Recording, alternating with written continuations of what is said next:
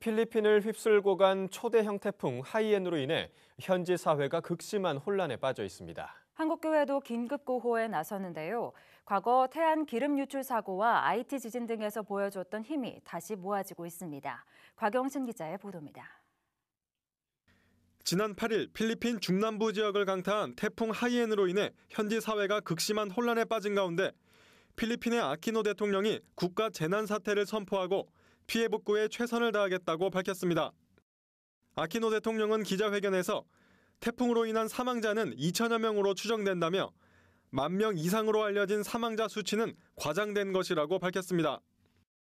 그러나 정부의 연락이 닿지 않는 지역이 수십 곳에 이르는 데다 발견되고 있는 사상자도 계속 늘고 있어 피해자 수는 더욱 늘어날 것으로 보입니다.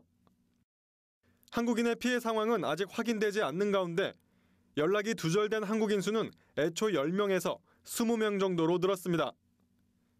필리핀 주재 한국 대사관은 태풍 피해 소식이 알려지면서 가족 친지들의 신고 건수가 늘어나고 있다고 밝혔습니다. 피해가 가장 극심한 타클로반 지역에 갇혀 있던 한국인과 선교사들은 다행히 대부분 현지를 빠져나간 것으로 알려졌습니다. 현지 선교사들의 증언에 따르면 피해 지역 상황은 전쟁터를 방불케 할 정도로 처참한 상황입니다.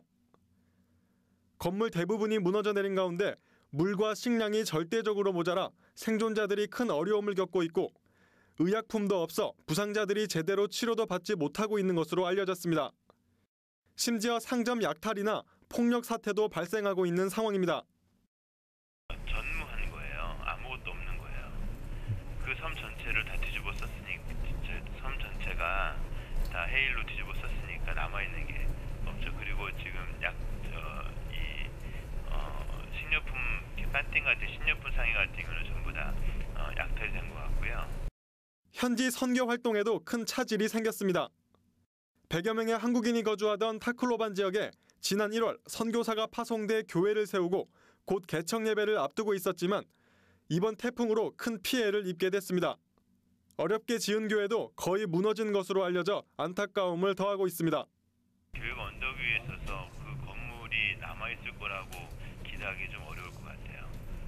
이게 필리핀의 벽돌로 짓는 건물들이 그게 단단한 건물들이 아니라서. 이런 가운데 필리핀을 돕기 위한 한국교회의 발걸음도 빨라지고 있습니다. 한국교회 연합기관들이 제9호 연합을 결성하고 기독 NGO들이 모금을 시작하는 등 구호 활동을 위한 준비가 한창입니다.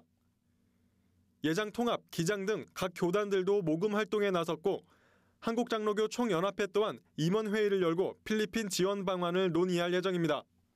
특히 이번 필리핀 지원에 있어서 한국교회 각 기관이 산발적으로 활동하는 것이 아니라 함께 힘을 모아 일원화하자는 의견이 나오고 있습니다. 과거 태안기름 유출 사고와 IT 대지진, 일본 대지진 때와 같이 한국교회의 역량을 모아 재정이나 지원의 중복 지출을 막고 구호 활동의 효과를 극대화하자는 주장입니다. 함께하면 좋겠다. 그래서 어떤 협력해가는 그런 모양, 그리고 이 일이 서로 공유가 되어서 서비스의 어떤 중복과 누수를 좀 막는 그런 이제 사례들을 만들면 좋겠다 해서 지금 교회 연합기관과 함께 논의 중에 있습니다.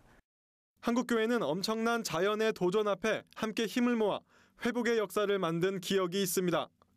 이번 필리핀 재난에 맞서 결집되고 있는 한국교회의 힘이 어떠한 일을 이뤄낼지 다시금 주목되고 있습니다. C채널 뉴스 곽영신입니다.